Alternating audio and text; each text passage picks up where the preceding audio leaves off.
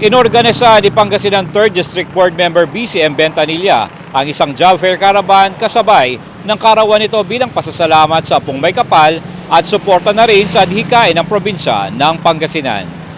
Inulunsad ang job fair caravan sa San Carlos City, Pangasinan na dinulahan ng daang-daang mga aplikante. Ang job fair kasabay sa karawan ni Pangasinan 3rd District Board Member BCM Bentanilla na siya nag-organisa sa nasabing event sa tulong ng probinsya ng Pangasinan. Yung job fair, yung activity ngayon ay tinaon ko po sa celebration ng aking kaarawan dahil ito po ay isang parang pasasalamat ko na rin po sa Apong May Kapal. Kaya instead na ako po ay mag-celebrate, gumawa ng bonggang celebration, so I decided na i-share na lang po ito sa ating mga kababayan sa ikatlong distrito sa pamamagitan po ng job fair. Dahil alam niyo po, dumaan po tayo sa pandemya, so marami ang nawala ng trabaho, marami ang naghihikaw sa buhay, at ito ay isa rin pong pagsuporta sa adhikain po ng ating butihing Governor Ramon B. Gico III. Yung mapaangat po ang pamumuhay ng ating mga kababayan sa pamamagitan po ng pagkakaroon po ng mga trabaho. Naging matagumpay naman ang aktibidad dahil sa information dissemination na isinagawa ng mga barangay kagawad sa San Carlos City.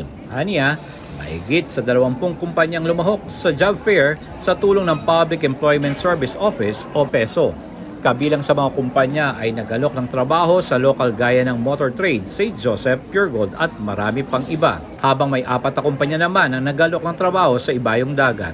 So at least malaking bagay po na nabigyan ng pagkakataon ng ating mga kababayan sa ikatlong distrito para at least makapag apply po ng trabaho na at least dito na, yung malapit lang. Hindi na po sila lalayo. Hindi na pupunta ng Manila. Balak naman ni Bentanilla na ipagpatuloy ang inisyatibo nito sa job fair dahil napakalaking bagay umano na matulungan ang mamamayan. Actually, ito yung umpisa ng ating inisyatibo na job fair. Pero gaya ng sinabi ko kanina, nung ako po ay nagsalita kaninang umaga, so ito po ay pagpatuloy natin. Kasi napakalaking bagay po na at least may mga natutulungan po tayo na especially yung magkaroon po sila ng trabaho. So ako po ay masaya na nakikita ang isang tao na umaangat sa buhay.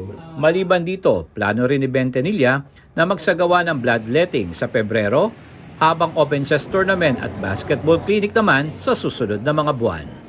Para sa Pilipinas kong mahal, J. Miguel Mendoza, SMNI News, North Luzon.